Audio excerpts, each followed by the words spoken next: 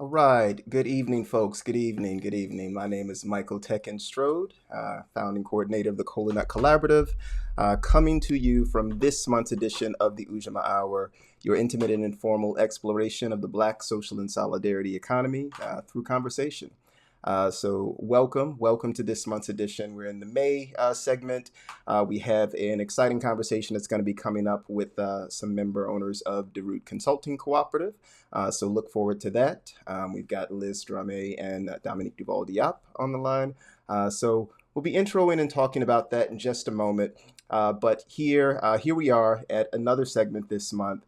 Last month, you had an opportunity to hear from Latier Pifus of Womanist Working Collective. So I hope that you're still digging into and engaging that conversation around the work of Womanist Working Collective and around the context in which cooperatives can challenge not only our internal dynamics, the internal relationships that we're building with each other, but the ways in which Womanist Working Collective and Latier are very directly challenging the state in the form of the city of Philadelphia. Not giving due acknowledgement to the work that's been happening with Womanist Working Collective. So this is an important conversation around cooperatives, around cooperation. We all come to it for different reasons. So I had the opportunity as I'm coming into this segment to just drop off a board meeting with Co-op Power. I do some facilitation work for their co-op board. And one of the questions that I had the opportunity to ask as a check-in, the Co-op Power board operates sociocratically. For those who are not familiar with sociocracy, it's a governance style that's meant to equalize conversation, meant to ensure that decisions have full involvement and full engagement of all of the members of an organization. But as part of that process, as if we open up meetings, we do those check-in questions. And the question that I posed tonight to the board was, what brought you to cooperation? And it was a wonderful way to not only open that meeting, which is about them cooperating around delivering energy to the Northeast corridor of the United States or several states there. But it's also what personalizes the way that you relate to this cooperative that you have decided to volunteer and serve on the board of. And it's a question that that really that I really dig into a lot because we're in a very challenging time at the Dill Pickle Food Co-op, and serving on that cooperative board, you really have to go back and figure out why you came to cooperation, why you came to a co-op board, in order to power through those times when those challenges are at their peak. So I had the opportunity tonight to share a story myself of arriving in Chicago, back in the 99, 2000 era there.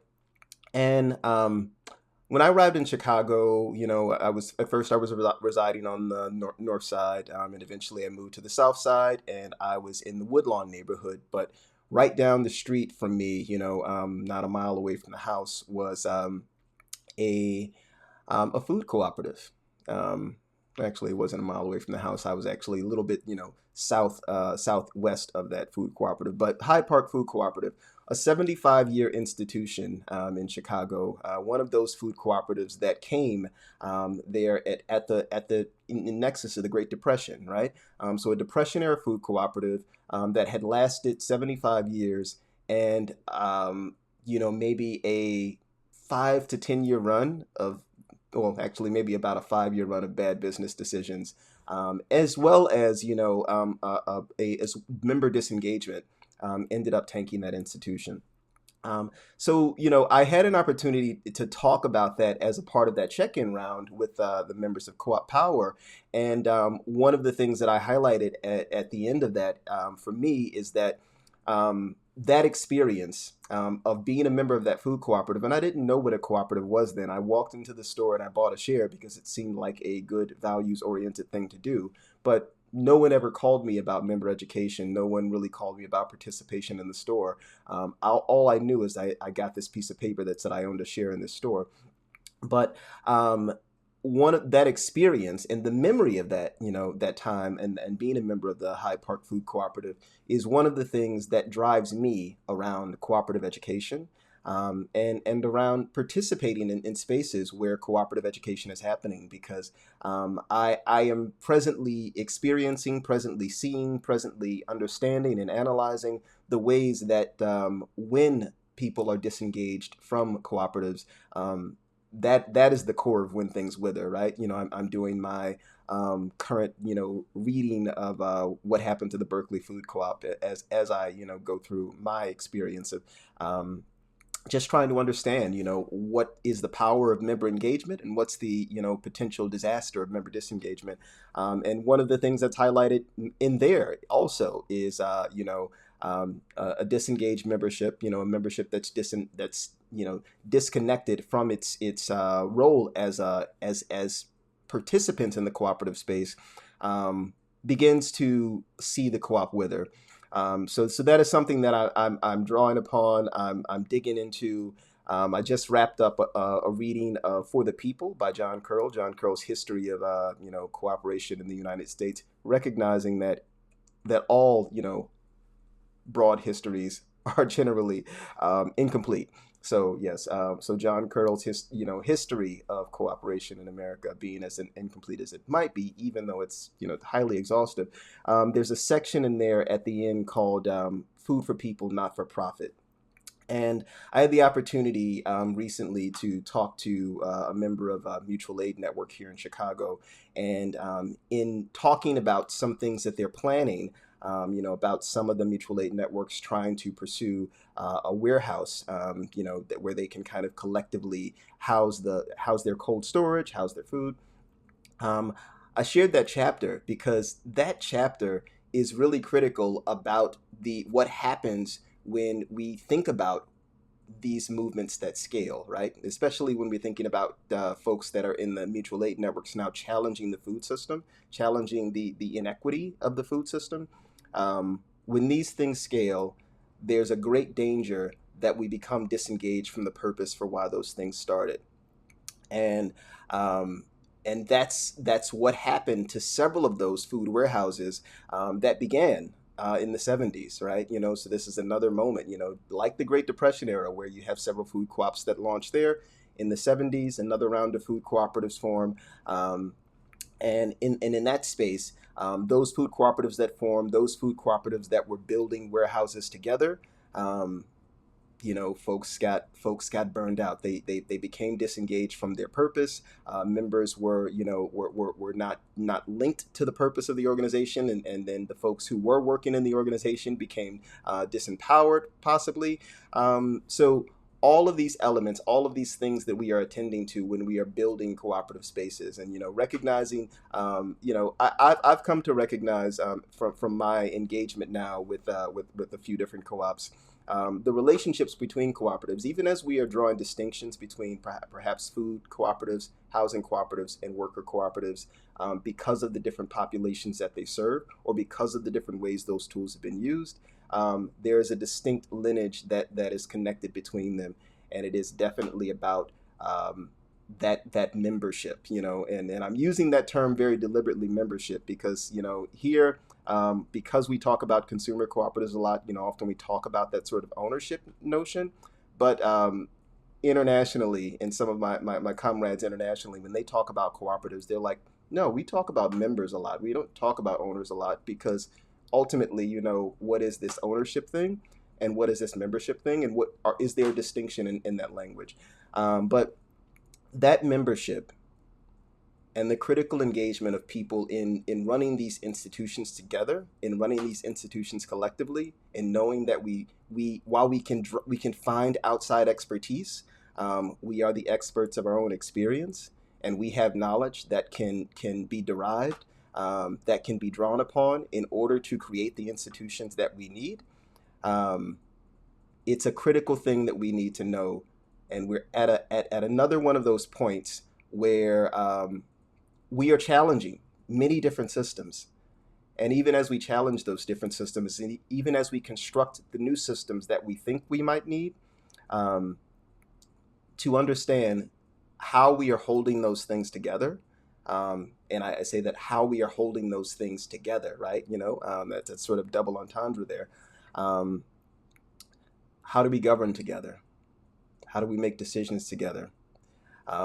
This goes to one of the other aspects of co-op education that I want to touch upon, which we had an opportunity. I had an opportunity recently to meet with Upside Down Consulting. Dropped in to co-facilitate a session for several local food businesses who were thinking about the cooperative model. Facilitated a session called "Is the Co-op Right for You?" And a lot of what I drew upon for that session were these. Were some tools from the School of Democratic Management in Rutgers and Democracy at Work Institute. And the key question that's posed in those tools from the School of Democratic Management, when they talk about is the co-op right for you, or the key question we landed on as we got to the end of that session, are you prepared to share money, information, and power with the people in the organization that you are operating within? Are you prepared to share money, information, and power with the people that are in that organization? And it was actually an important question, because it wasn't just a business question. That's actually an internal question. That was a personal question. There were people in that space that had spent time and had invested their own money developing LLCs, or developing small food businesses, and they had to decide, were they prepared that when you put the proposal on the table, and this goes to both sociocracy and consensus, when you put a proposal before the group, it's no longer your proposal. And if you make the decision that you want to cultivate a cooperative, it's no longer your business. You have to be prepared to cede power.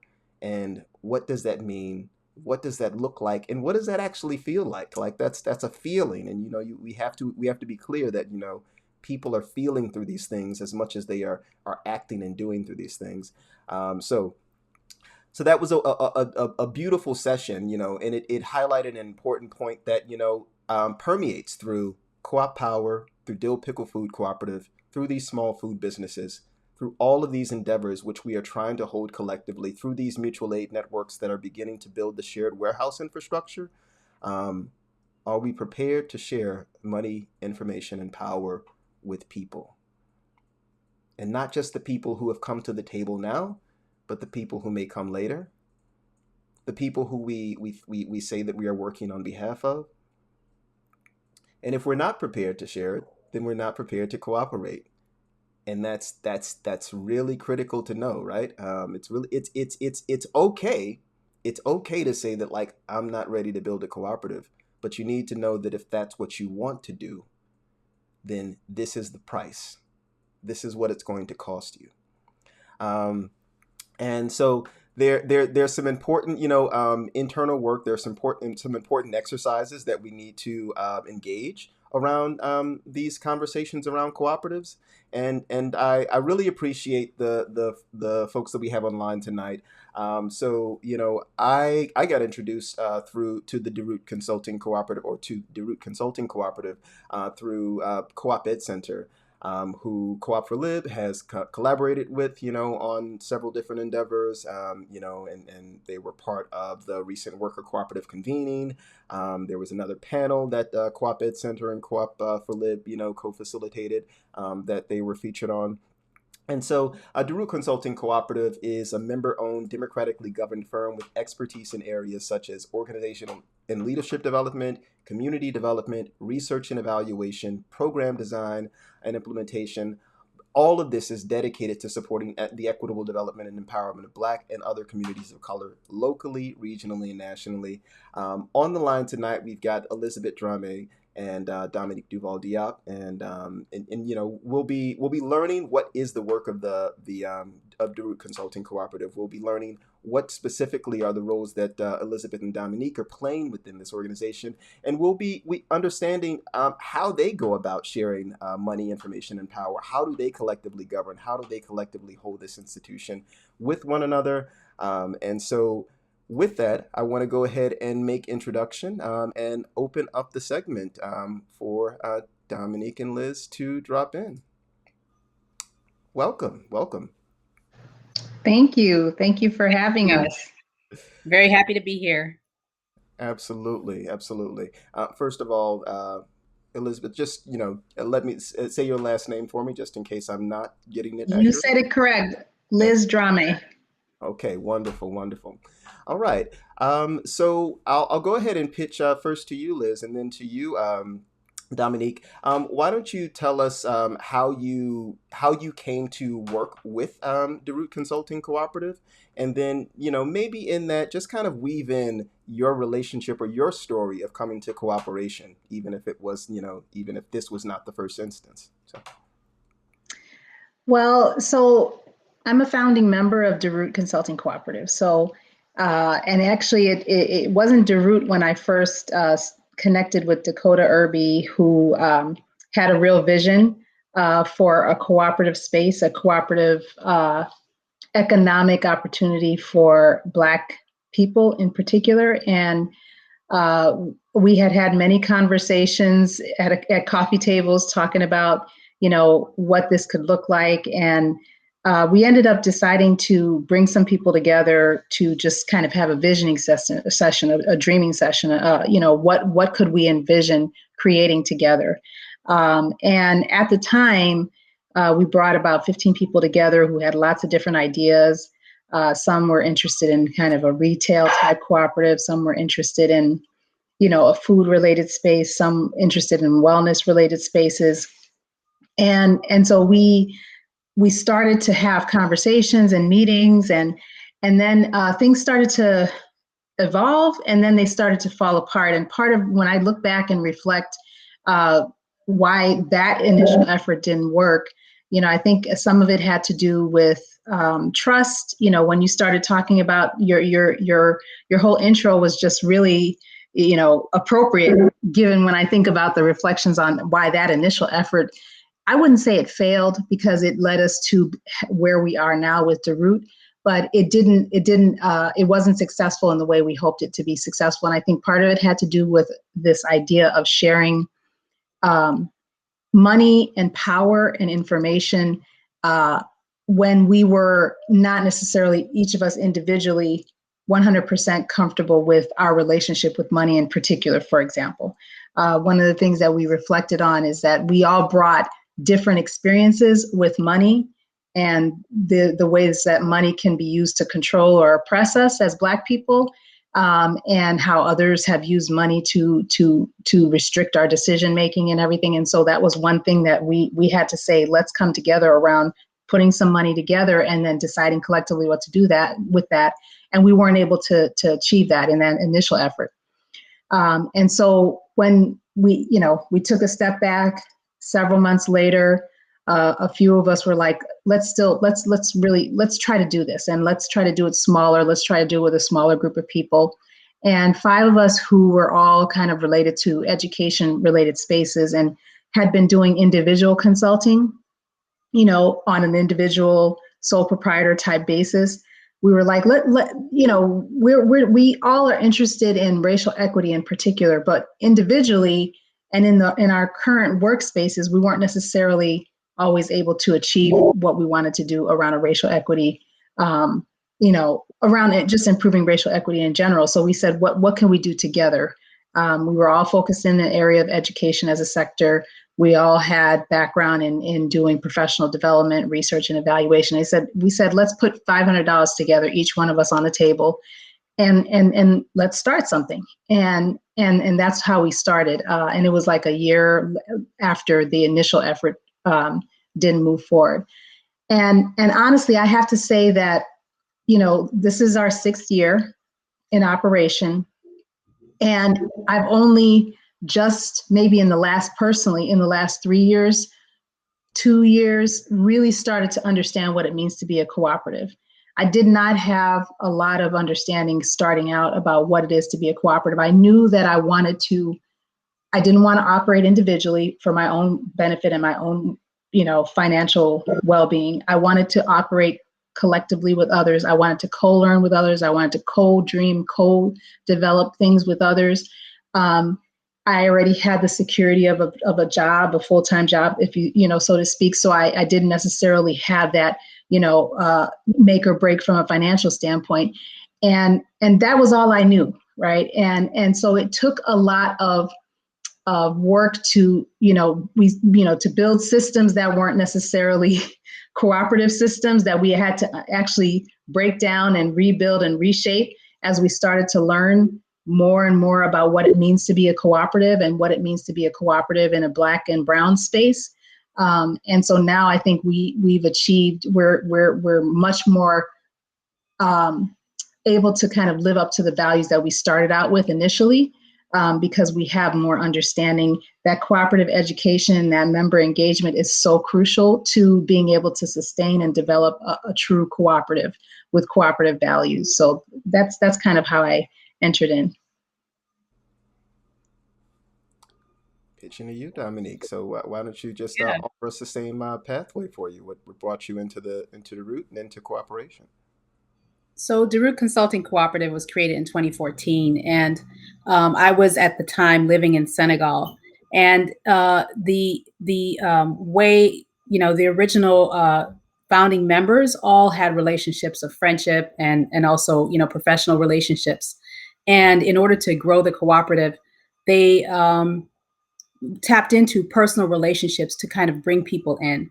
And so Liz is my twin sister, and so when I came back to the United States in 2015, I didn't have a job, and I was starting new in a place that I had never lived before in Washington D.C., and so I needed to work. And Derute Consulting Cooperative was I joined Derute Consulting Cooperative at the time, to be able to engage in the work that I love, racial equity, but then also be able to have financial resources as I established myself in Washington D.C. And entering into Derute at the time, just like with your experience with the Hyde Park Cooperative, I didn't have initial member onboarding, learning, member education, in terms of, what it means to be in a cooperative, what are the principles I need to be operating under.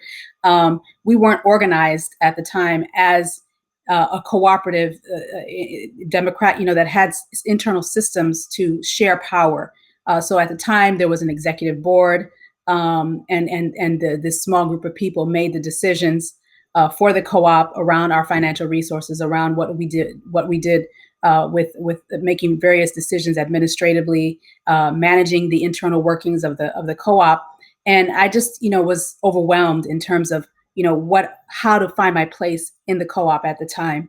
And the one great thing about Derute, though, one of the founding principles is that we really firmly believe in continuous improvement. And we call our style of continuous improvement deruting, where we really always continually reflect on the organization and what are creating the inequities in an organization. And we work to learn about that, understand it, deconstruct it, and start to strategize and plan about how to make changes to improve our practice. So I entered Derute where we were at the beginning of that process of really trying to understand how we could improve our governance to make it more democratic and more cooperative. So I've been there for that whole journey. We can talk more about it, in the future. But I'm kind of like Liz as well. I have a full-time job, and Derute is something that I engage in outside of the full-time job that I have. But we continue to engage and work well together to advance racial equity, which is our mission. So I want to pivot, slightly to facilitation. I've mentioned I facilitate for Co-op Power, but I also serve on boards where we hire external facilitators. A question that changed my life is that I was in Boston visiting the Boston Ujamaa project, and they were talking about their neighborhood assemblies and their participatory budgeting projects, and I was like, well, man, how many facilitators do you all have that do that? And they were like, it's probably the same two or three people that do all of these neighborhood assemblies. And for me, that was like an alarm. I was like, whoa, frailty, fragile systems. So, it just powered me to think about facilitation as this superpower that everybody should have. So I'm interested in your experience around facilitating this democratic space, either, using internal facilitators or yourselves facilitating, or bringing on external facilitators. What does it look like to facilitate democracy in the workplace? It's so that's Such an very excellent interesting question. question. I know, right? We're gonna be reflecting on this going back, right, Dominique? Yes, we are. Did you take that question down? So, well, we got the video, right? But listen, so I think one of the things that I think it's both and. Part of what we have really committed to is whoever enters this space learns and grows. There's a core commitment to learning, and there's a core commitment to supporting each other's learning. And so we have this process of internal facilitation where we pair each member with a person who's their champion. And that champion is someone that sits with the person at least on a quarterly basis, if not more often, to help the person to clarify what their goals are, what their dreams are. How do they see Derute being a space where they can address their relational goals, their wellness goals, our learning goals, our financial goals, right? And not only just for ourselves individually, but for ourselves within the collective. And so that person kind of holds us accountable, but also provides support for when we're not making our goals or meeting our goals, helping us to understand why and what's holding us back, or what are some systems and supports that need to be created to support us. So that's a form of facilitation that's really personal and that's really individual. But we also have the goal to work collectively together and to facilitate the work of Derute together. And we do that in the spaces that we call nodes. And that's more of our governance structure that's evolved over time. And so within those nodes, some of us have more skills than others. And so we facilitate and support learning collectively and decision-making, obviously, democratically, collectively. But then also we know that sometimes there's things that we just need help with, and we bring outside facilitators to help us with that. So I'll turn it over to Dominique. Yeah, I would say we've only turned to outside facilitators maybe a couple of times. And really, it's that internal facilitation where everyone within Derute participates in a node, in at least 2 nodes. If you're a new member, you're participating in 1 node. And each node has a body, of work that they're responsible for. And so, for example, we have a continuous improvement node, which is responsible for facilitating, among lots of other things, our retreats. We have yearly annual retreats where we really reflect on core aspects of our governance. And at those retreats, we often, arrive at, real aha moments where it jumpstarts our evolution into another level. And we had one of those 3 years ago, which allowed us to start to develop this node governance structure, this distributed leadership structure where we facilitate, different aspects of our governance, and we come together on a monthly basis as a full board. And then also during special meetings to deal with subjects that need to be, dealt with at the board level. Another, I think, key aspect of facilitation is communication. And we had a real challenge with communication, because the work of governance and doing the work is overwhelming. And so we had a situation where a lot of things were falling through the cracks because we had a lot of communication breakdowns, in terms of emails and everything. And so we facilitated the communications node, facilitated a change in our practice, in our behavior around communication and the tools that we use to share information. And sharing information is critical to facilitating that democratic governance. And I have to say something related to our node structure. We developed this organically based on our reflections and our commitment to continuous improvement. And it really, really resembles sociocracy. And we discovered sociocracy about 2 years after we evolved, our model. And it's very interesting. And we I want to also make a plug for looking at something that we produce, which is called Black Papers.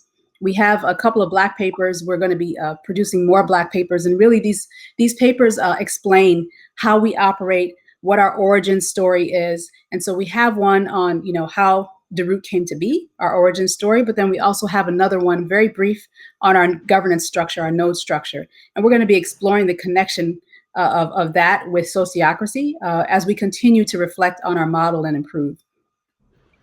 But then, talking about outside facilitators, we do know that we don't have all of the expertise internally that we know that we need in order to be able to do the work. And because our work is so grounded in fostering racial equity, and that can also be for many of us who are Black folks, Latinx folks, even white folks within the cooperative, we experience trauma just in the act of doing the work that we're doing with organizations. And it's deeply personal and deeply impactful. So we know that we need to have a focus on our own racial wellness. So we're working with an outside facilitator to support that. And I fully anticipate, and we work with, and we're committed to working with co-ops of color around that work, around any of the work that we're doing, so that we're not only we're supporting the development of other cooperatives because we're working with them as well too. So right, so that's Restoring Consulting Cooperative that we're working with for the wellness. So when I was reading the different biographies, as I was preparing for the segment tonight, I didn't get the shortened biographies, but definitely the long biographies on the website. So the range of different skills, special education support and services, urban education, racial equity facilitation, or so there's this, it's an Avengers, a veritable Avengers super team, of skills that are present there. I was so going to use the X-Men evolution metaphor there. You went there. Take it away. Yes. Just a range of different skills. So it seems like that there are like so many directions that you can go in. So I'll pitch this question around. You've talked about that quadruple, talked, in sort of our conversational check-in about that quadruple bottom line, and how you all assess new projects, assess what you're going to work on. There's so many possible things to work on. How do you decide what to pick up, what to put down, what's important? How do you prioritize like the projects that you all choose to work on collectively? Mm-hmm. Well, that's a process. We first really look for organizations that are really committed to change, or committed to the mission of advancing racial equity, or improving their practice related to that. That's really important for us. We're not going to work with organizations and pour a lot of our efforts and our skills in supporting those organizations if they're not really committed to moving forward. And so a lot of our work is not necessarily one-off, like facilitating one workshop or facilitating one specific thing. We work with organizations that are committed to more longer term, at least a year or more engagements. We recognize that there's a need for the more shorter term. So we're going to be moving forward to producing some resources and products that are going to address that need. But again, we're committed to working with organizations who are committed to supporting racial equity. And supporting Black and Brown communities. So that's the first kind of filter. We also have another filter that I'm sorry, my daughter's getting ready to come into my room. We have another filter which assesses what are the gains that we're going to have from engaging in this work across 4 dimensions. And those 4 dimensions are our quadruple bottom line of wellness, learning, relational goals, and then lastly, financial. So we're not always we're not looking for profit. We're not chasing profit. Of course, we're a business. We're a for-profit business, so we have to make money. But working with people that are going to enhance our learning is also critically important. Working in ways that enhance our wellness is also critically important, as well as our relational and our networking. And so we evaluate potential projects along those 4 dimensions, before we decide to work.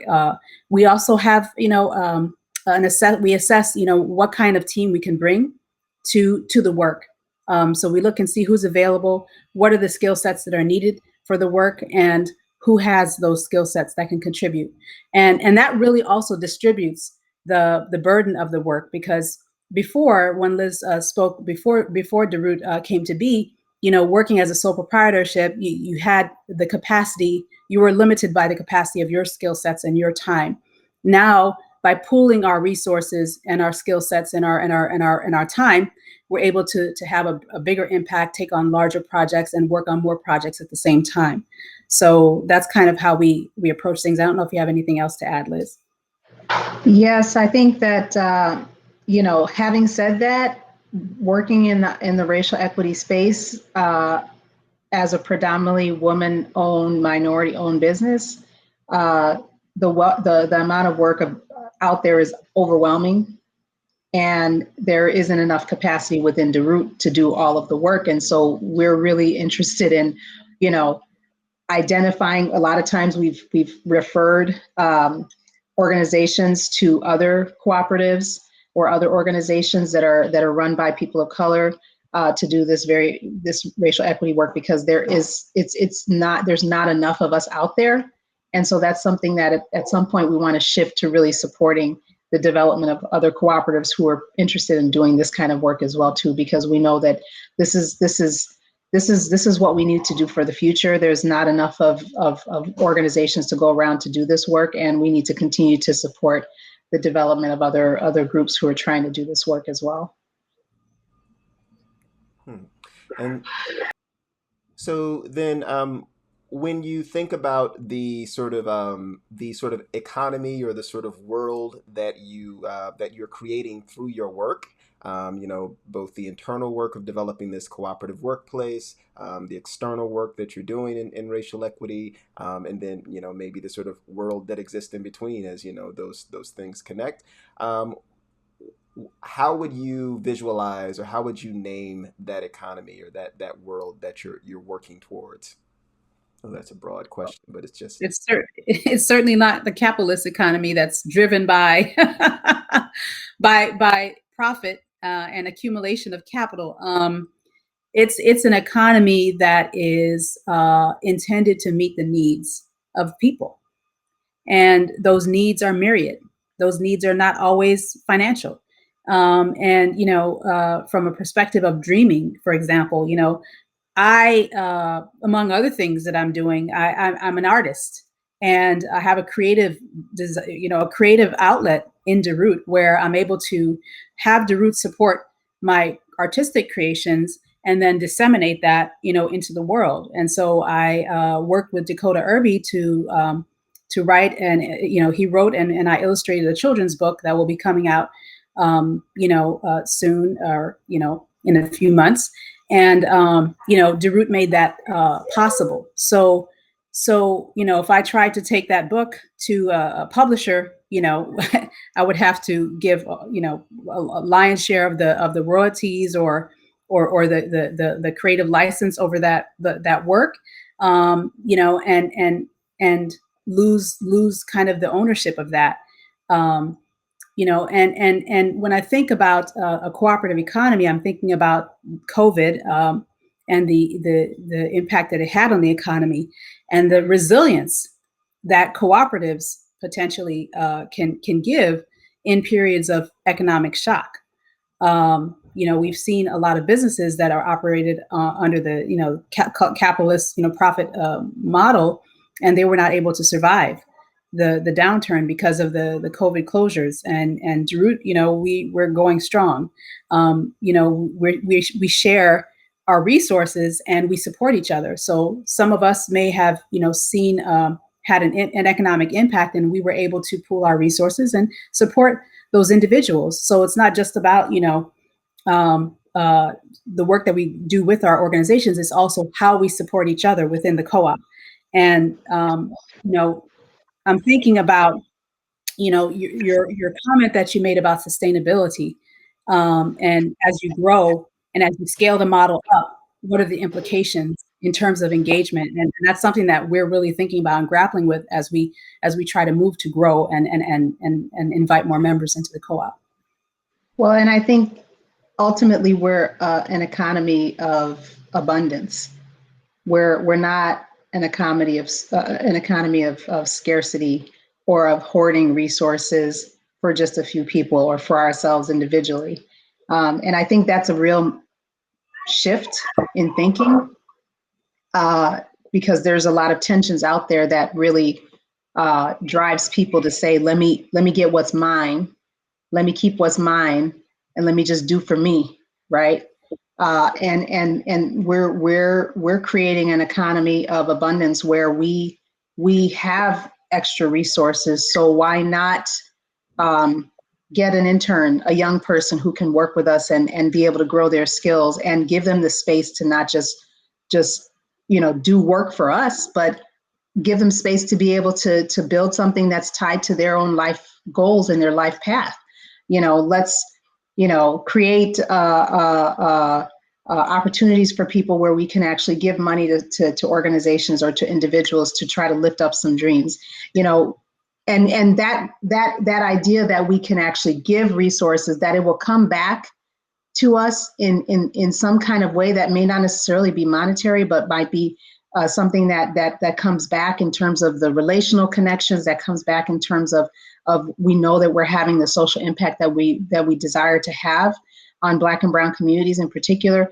That creating this idea that yes, people need money to live, but we need more to thrive.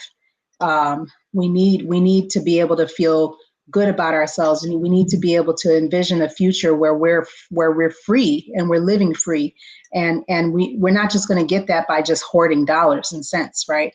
And so I think that's what we're really driving our we're trying to build that space within Derute, knowing that oftentimes that we're bringing in these other influences from this capitalist, racist, white supremacist society that oftentimes we're not even realizing that we're bringing these influences in, and we have to keep constantly examining our practices, our language, our behaviors, our interactions, so that we can kind of disrupt that, because it's very easy to perpetuate internally. So yeah, I would say we're really trying to cultivate operating within a spirit of abundance, not scarcity. So I'm interested, Dominique talked about the creativity as a component, of the work that's showing up within Derute. I consider myself a cultural organizer. Whenever I'm in social movement spaces, I'm highlighting the importance and the necessity of, creating culture as a way to kind of keep people bonded. So how does culture play, or how does it show up in Derute, both in the work you all do internally and externally? Can you talk a little bit more when you say how does culture show up? Are you talking about the culture that we're trying to develop within Derute, or our own individual cultural influences and how that shows up within Derute? Can you talk a little bit more about that? This was definitely more toward, how your own individual culture is able to be reflected or brought into, Derute. But yeah, so. Okay. Yeah. So this is something that, Derute is, we talk a lot about showing up as your whole self. And that, sorry, there was a lot of noise in the background. So showing up as your whole self. And that looks very different for all of us, in terms of how we dress. I'm just talking about the superficial expressions of culture, but how we dress, how we do our hair, what we eat, the language you use, the music that we bring into our space. Those are some of the ways that it shows up. We also have, we use different methods of technology to connect ourselves because we are located in different places. And so one of our technology methods, we have these channels where we post information, and one of them is an art and soul channel. The other one is a wellness channel. And on that art and soul channel, Dominique is an artist, so she'll post things that she's doing, that she's working. Somebody else, a couple of our members are musicians, and they'll post aspects of albums or music that they're developing. We connect around language. A lot of us are multilingual, so that shows up in how we communicate. It's really kind of hard for me to say to pull it apart because I'm always being present in the Derute space as my full, complete self in a way that in most of my other professional spaces, I always feel like I have to kind of only show maybe 60% or 50% or 70% of myself. And that's not how it is like within Derute at all. And that also is from a mental health and emotional standpoint as well too. So I feel like I didn't answer the question, but maybe Dominique, you take a stab at it. Yeah, I mean, when you say culture, so Liz answered, that aspect, but I'll talk about more outward expressions of culture. So like the music or the visual arts, so we have we're a majority Black and majority female, woman-owned cooperative, but we have white members, we have a Latina member, and we show up as our whole space, as our whole selves in the Derute space, and it often engenders learning and humor and opportunities to kind of grapple with some of the difficult conversations that we may have externally, but Derute is a safe space to do so. So we share our cultures by bringing our whole selves into the space and being open about when we don't understand something, or if there's a cultural misunderstanding. We'll deal with those incidences and working in terms of that one-on-one facilitation that Liz described earlier, the champion member relationship. That's also an opportunity for folks to kind of work through maybe cultural differences and cultural misunderstandings. But again, Derute facilitates the outward expression of culture. So for example, by posting and my cultural expressions, which partly are expressed through art, I'm able to also even bring that into the work that we do with our organizations. Because for example, I'm not on a particular project, but one of my members, one of the members invited me to help support the development of a report, but using a really cool different twist and bringing my art and the art of another member into it. And so so we're able to kind of instead of produce a typical grant related report, do something amazing and different and cool, but bringing our artistic expressions in there, our artistic cultural expressions from two different perspectives. So my perspective as a white African American woman and not a white, a Black, an African American woman, and then the perspective of my other colleague who's a white American woman. We're able to bring that together and then create something amazing. So it's a great space to kind of facilitate that cultural creativity that helps us kind of continue to evolve and create and do great things. Yeah, and as I'm listening, I'm recently engaging in a reading on Richard Bartlett has a text. Richard Bartlett is with the which is connected to the Inspiral network, but it's called Patterns of Decentralized Organizing. And I'm hearing some intriguing elements here. You've talked about the showing up as your whole selves. Richard talks about psychological safety. And you've so there's several elements that you all are already broadcasting. So I want to revisit this Black Papers exercise. At this point, you have released, I think, 2 at this point. And so I'm interested in where you all see the trajectory of that thing going. Certainly with Richard Bartlett, coming out of the Lumio network, Patterns of Decentralized Organizing is written on that Lumio experience of like, hey, we tried to build this company together. We made some mistakes. We learned. In fact, the other thing that you all talked about earlier with the sort of champions, Richard talks about this stewardship principle that they have in Lumio of like everyone has a steward assigned to them. So I'm interested in where you all see the Black Papers exercise going. Is it possible that, Derute will have a title at some point, a compendium of Black Papers? So I'll pitch that out. Absolutely. It's like you in our meetings, Mike. I'm telling you, Mike, what's up, man? You just like, I know. We need to collaborate with him. He's like on point, right? Absolutely. But listen, I mean, so the Black Papers, yes, we have a process that Dakota, one of our members, Dakota Irby, designed that basically structured how we were going to dig into we create a lot of data. We already know the Black Papers that we want to write about that really kind of charts our journey across various themes. And we have a lot of our content already written in our minutes, in our board retreat summaries, in our videotape, reflections of different things. And so all we need to do is mine that. And one of the things that we've realized that a lot of the people in our co-op are academics. And so we're socialized, we're constantly combating our socialization, right, from these other spaces. And so we're socialized to get it right and to cite it and to research base it and, make sure that it's perfect and it's submissible and it's going to go through the review process, blah, blah, blah, blah, blah, blah. And we're like, these Black Papers are not like that. These Black Papers are not going to be perfect coming out. They're dynamic. We can do a 2.0 version, a 3.0 version as we go back and continue to reflect deeper.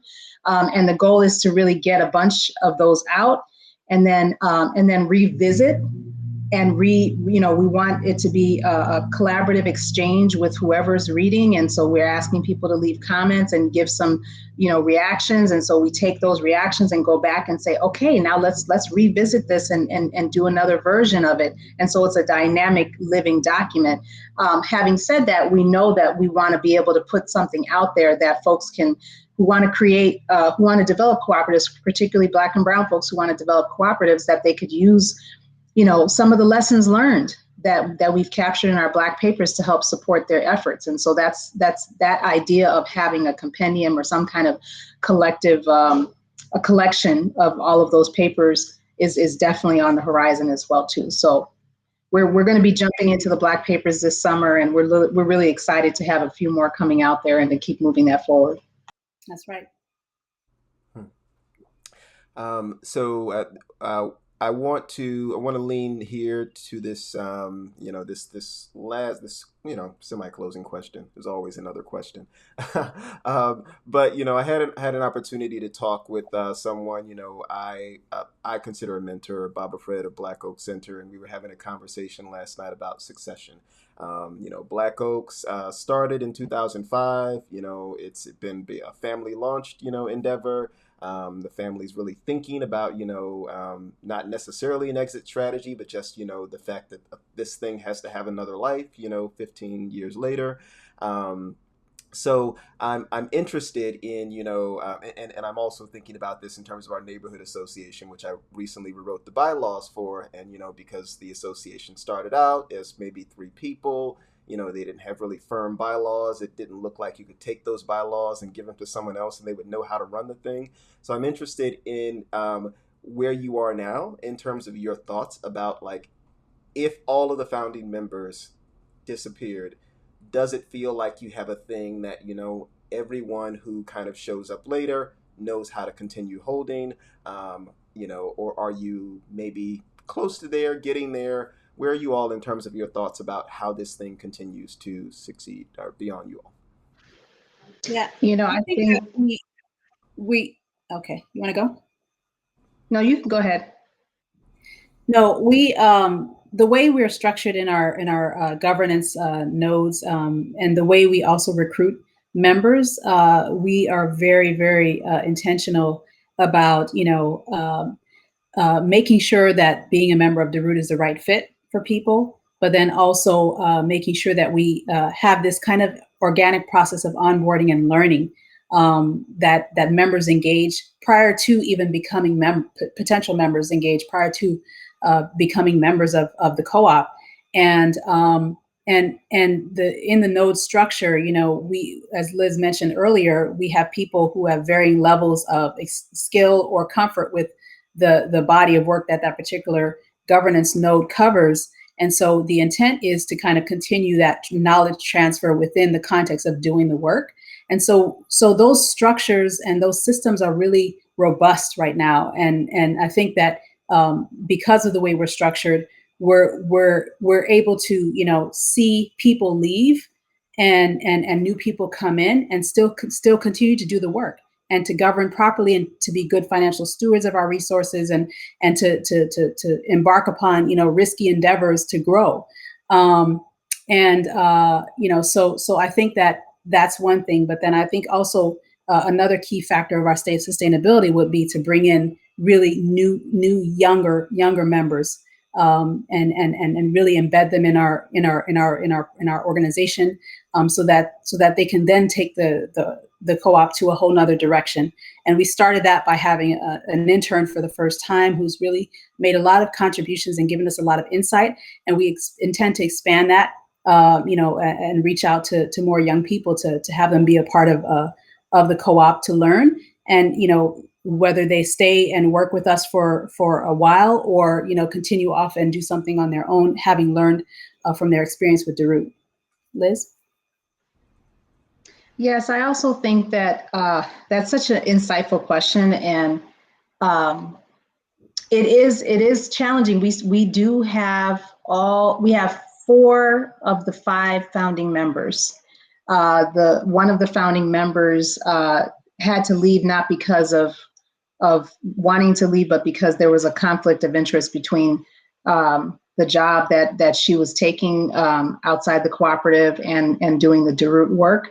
The thing that we are starting to grapple with, and this is like an evolution, it's constantly dynamic and evolving, is I think we're looking at, we had one way of engaging as a member with the organization, doing project work, participating in governance, and now I think we're evolving to identify different ways to engage with the cooperative that may not necessarily involve day-to-day governance work, but it could look different. It might not involve working on consulting projects, but it could look different. And I think would help to develop some sustainability, because as people who have been here for longer might see their engagement changing and shifting and new people come on, there's lots of different ways to engage. I think that would allow for the continuing evolution of Derute, like what we started out when we found it and what we are now has really changed and grown. And that is because of the addition of new folks. And I think one of the things that we've shifted is that the over-reliance on the founding members to know everything and to be able to kind of drive a lot of that, a lot of the decisions because we had more knowledge. That's something that we really started to recognize as a pattern that wasn't sustainable. And so that's when we started to really prioritize cooperative education in particular for our members as not a requirement, but as something that we know that we needed to invest in. And so we created a space for that folks would continue to develop their cooperative literacy. And then also the idea of the node structures really democratized some of the really important learning around finances in particular. And as folks develop those skills, and again, finances is something that's a source of anxiety for people individually, and they bring that with them. It's not going to just disappear. And so we have to grapple with that. And then that means that the founding members have to step back from those roles as well too. And that's something that I'm shifting as a founding member. I'm shifting that as well. I've been heavily engaged in kind of a lot of the important membership development and financial development work as I've grown my skills. And now I'm starting to shift back out of that and move into other spaces while other members, newer members, step into those roles and into that learning. And that has to be intentional. That has to be intentional, not because anybody's leaving right now, but we know that we got to continue to allow people to build their capacity. And then we also have to, like Dominique said, bring in folks that I think are also not only young, but also full-time members, people who are doing Derute full-time. We had one full-time member at one point, and That person, now he's shifted to a part-time member. And so now we need to really, I think, actively recruit folks who can work with us full-time. And that, I think, will take us to a whole nother level as well, too. Absolutely. So in closing, and don't worry about those zeros on that clock. That's more from my timing than for yours. I was stressed. Like, be quiet. Yes. So in closing, in terms of final thoughts, I'm interested. Are there things that we have not touched upon that you would like to have touched upon, or that you would like folks to know? And then I'll give time after that for you to just talk about just general work of the Derute, but just things that we haven't touched upon that you would have liked to have touched upon in this conversation. Or just things you want people to know as we kind of land the segment. Your questions were very all-encompassing and really kind of addressed a lot of our journey. I think the biggest thing I'd like to end with is that the whole idea of developing a cooperative can seem kind of daunting because we don't have a lot of models out there for worker cooperatives in particular. I think that people can say, oh, I know this cooperative. I can go to that cooperative and be able to get some ideas and have them help me, point me in the right direction or whatever. I think especially for Black folks in particular. And so I think that, and I'm looking at Milwaukee, we do have a cooperative culture here in Wisconsin, but not necessarily, you don't see a lot of Black owned cooperatives. And so I think that the idea can be scary and daunting. And I think it's important to just take the leap. Just try, know that you're going to make mistakes, know that you're going to be needing to learn, knowing that you might not start out having all the information or having all your ducks in a row, but you're committed to each other and you're committed to the vision and the mission of your cooperative, and you're committed to learning together. I think those are just kind of the essentials, knowing that you're not going to get it right, and that despite that, you're going to continue to push and move forward and learn and grow together. And you can have something amazing. When we first started, we never got no loans. We put our little $500 each together. We had $2,500. That's what we started out with, and we've never borrowed any money. And there were times where our cash flow wasn't working, and we had to kind of dip in from our reserves and pay ourselves, and so we can make rent and things like that. But we worked it out. We made mistakes. We didn't have the right accountant and all these kinds of things. And we worked it out. And as we developed connections with other cooperatives and other individuals who could help us, we learned along the way from our mistakes. And that can be kind of scary to make the mistakes, especially around finances. But if we can push past that, and not have perfection before we start, I think a lot can be achieved. I would second that.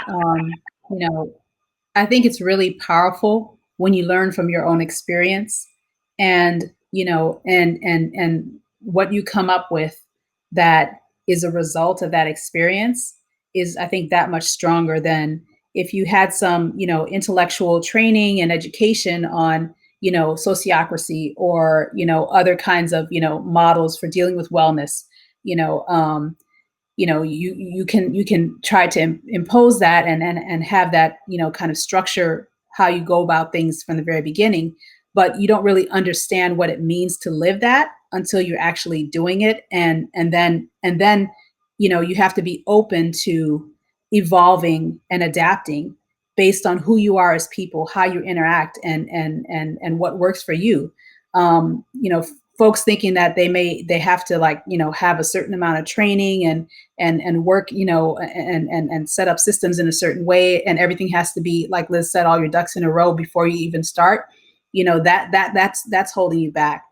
Because fundamentally, when you work when you come together in a cooperative, you're sharing risk. and there's always going to be risk. So it's important to build your knowledge and your understanding and your capacity, but you're going to be, no matter how much knowledge you have, you're going to be facing risk, and so learning from how you interact and how you go about the journey is as critical as kind of learning from the lessons of others and the research of others. So that's something that we realized, that in spite of our kind of um, uh, uh, our journey that wasn't necessarily kind of straight, we still got to this point where we're really strong, and so the journey can take multiple paths for each co-op. So this is something that we really are going to be moving forward to helping support cooperative development. We really believe it's important, and it's part of our our commitment as a cooperative, and yeah. And I just got to say this. I think it's just for people who are Black folks who want to have some economic independence and self-sufficiency and control. I think it's just you just got to do it. We have to figure it out. We have to do it. We can't continue to operate at the whim of whatever external forces are going to continue to oppress us or constrain us. And I think reclaiming our collective power, financial power together, is a huge step in the right direction. And I think that's something that we all need to encourage. Mm-hmm. We believe we are at our best when we share what we know with one another. We are people-centered. We believe that solutions and strategies reside within people rather than external prepackaged programs. We believe that people can solve their own problems with support. We believe that thoughtful critique, process-oriented frameworks, and supports facilitate change within individuals, organizations, and communities. That is Derute's word on people as assets. DeruteConsulting.com is where you can find them. They are on Facebook and Twitter. Are you all also on Instagram? I think so. That's a good question for the communication note. There we go. All right, that's a good pitch. Yes, so at least I know you can. I know definitely you can find them on Facebook and Twitter. So make sure that you visit their website, follow their social media profiles, get the read on those 2 Black papers that are out. Are there other things, hot topics that you all want folks to know about as we close out about Derute? I think just stay tuned. We're continuing to evolve and put stuff out there, and look out for Magical Black Tears, the book that Dakota wrote and Dominique illustrated, as a product that's coming out Juneteenth. Yes, and we'll be putting out something in the next several months, a resource and infrastructure that's really gonna help us reach a lot more people and organizations. So stay tuned for that as well. All right, that's been Dominique Duval-Diop and Liz Drame of Derute Consulting. Thank you all for being on the broadcast this evening. We really appreciate the extensive conversation and look forward to more from Derute. Thank you so much for inviting us. We really appreciate it. Absolutely. All right. Good evening all. Bye-bye.